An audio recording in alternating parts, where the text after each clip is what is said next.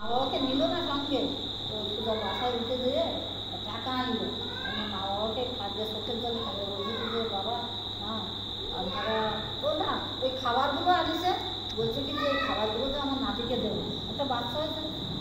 ওই বউ এসে বলছে কি না না ওই পয়সা হচ্ছে খাবার, ওইসব দূষিত খাবার, গ্রামের খাবার আমার ছেলে খাবে। তখন সে মায়ের কী করলো, বুকে জল ফেলতে ফেলতে, চোখের জল বুকে ফেলতে ফেলতে সে মানে প্রাণের যে একটা কি বেদনা, এই বেদনা নিয়ে সে ঠাকুর বাড়িতে চলে গেল।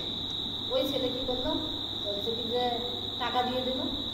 ও মা টাকায় হাত দিল না, যে কি বাবা ভাড়া দিয়ে দিচ্ছি, আপনারা বাসায় যান, দেশের যান, আমি দিয়ে আসবো, তো আপনার বৌমা অসুস্থ শরীর এখানে ওরা সব বুঝে গেল। মা কি আর বোঝে না যে কি হলো কি না হলো। এখন ওই মা এই যে দুঃখটা বেদনা নিয়ে ঠাকুর বাড়িতে পৌঁছালো। পৌঁছালে বলছে কি যে আমি আজকে ঠাকুরের কাছে সব কথা বলবো, ঠাকুর কেন আমার এত দুঃখ দিল, আমার ছেলেকে এত বড় ডাক্তার করতে চাইছিলাম, কিন্তু ডাক্তার হয়েছে কিন্তু তো মানুষ হয়নি। এখন ঠাকুরের কাছে বলছে, ঠাকুর দূর থেকে ঠিক পাইছে যে আসছে আমার কাছে এই কথাগুলো বলবে।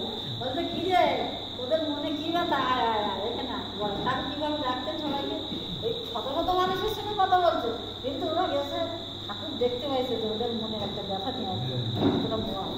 তখন বসালেন, কি কি কথা তোদের বল দেখি।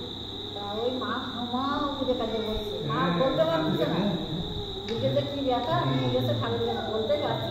এখন ওই বড়ে প্রধানকে প্রণাম করে বলছে ঠাকুর আমি কিছু বলতে পারি না। বলছে কেন না তুই বল, ওদের জল আমি মিশাই দিচ্ছি তুই বল।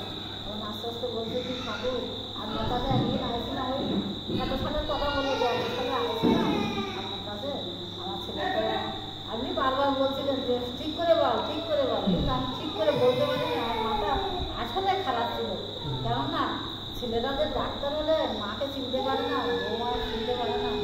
আমি আমি যদি আপনার কাছে যেতাম যে ঠাকুর আমার ছেলেটা একটা মানুষের মতো মানুষ করে দাও, সে যেন দশের সেবা করতে পারে, দেশের সেবা করতে পারে, তাই সত্যি